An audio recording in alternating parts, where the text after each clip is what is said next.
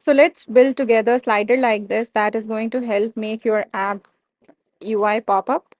So we are going to create two of the SF symbols on the side of the slider, and we are going to make them wiggle on certain conditions, which I'm going to show you how we are going to develop that in SwiftUI.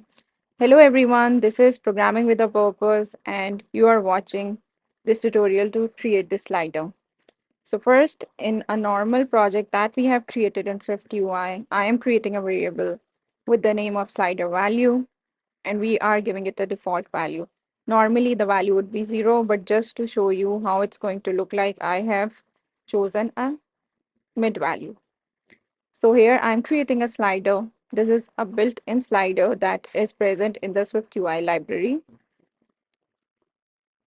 So we are going to provide the value of the slider value variable, and in a closed range, which means that 0 and 100 would be included. I have added that and some padding.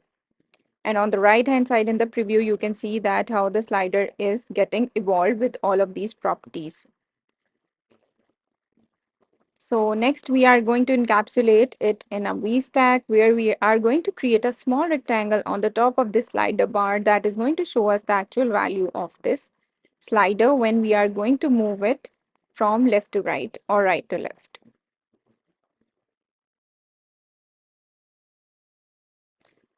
So a huge rectangle is created. Let's resize it with a frame size of 40 and 30. And then we are going to add a corner radius. We are going to then add an overlay, which then contains the text. The text corresponds to the slider value. So follow all of these steps along with me.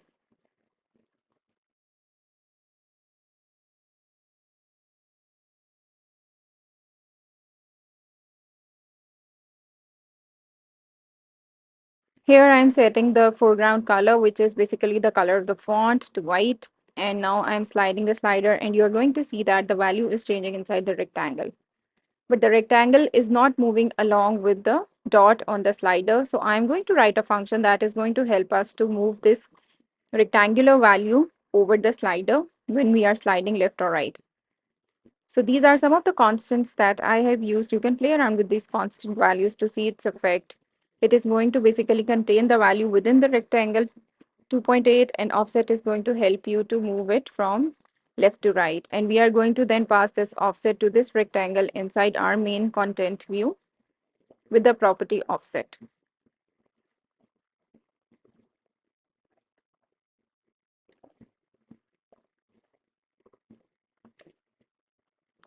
So here I'm setting the offset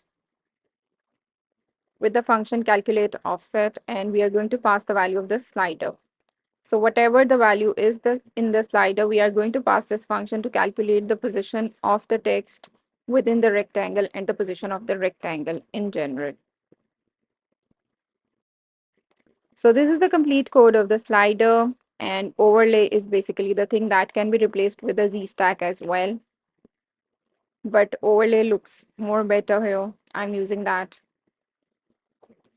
So here I'm encapsulating the slider in an 8 stack because we want to create two SF symbols on the left and right of this slider. So I'm creating an image, providing it certain properties to make it look more presentable, like a certain size, making it bold and giving it a color.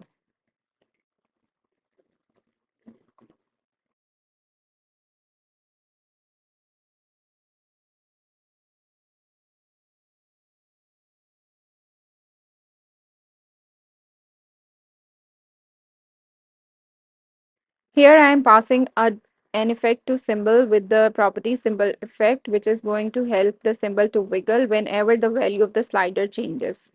So I'm going to change it with the left and right functionality that I've shown you earlier in the video. So let's create another image on the right hand side with the same properties. So here I'm adding that option for it to wiggle, either repeating or non-repeating, because for now it is repeating for 1 or 2 times and then it stops. So we want to repeat it for a certain value. So we have set it to repeating and non-repeating. And this value will be controlled by the Boolean that I am now mentioning here.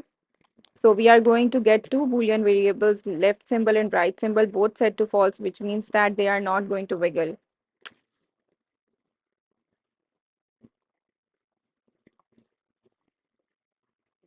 So I'm setting here the options depending upon the variables.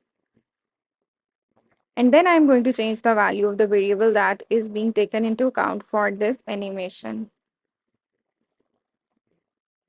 But none of the symbols is getting animated. This is due to the reason that I have set both of these bools to false and they are not changing. So we are going to write the functionality to change these Boolean values in the onChange function of the slider.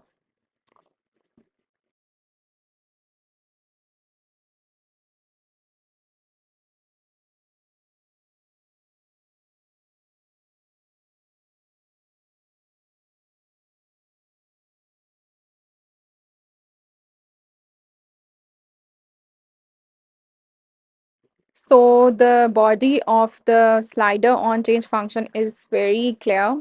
You are able to see that we are going to animate nothing if the value is 0. If it's less than 50, we are going to animate the left symbol, otherwise the right symbol. So next, I'm going to show you that how these symbols are wiggling with the change of the slider value.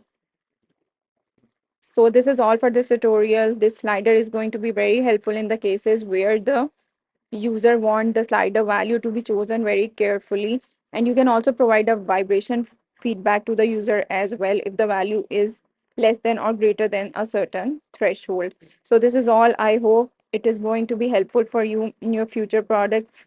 Do not forget to like and share this video, subscribe to my channel. Thanks for watching.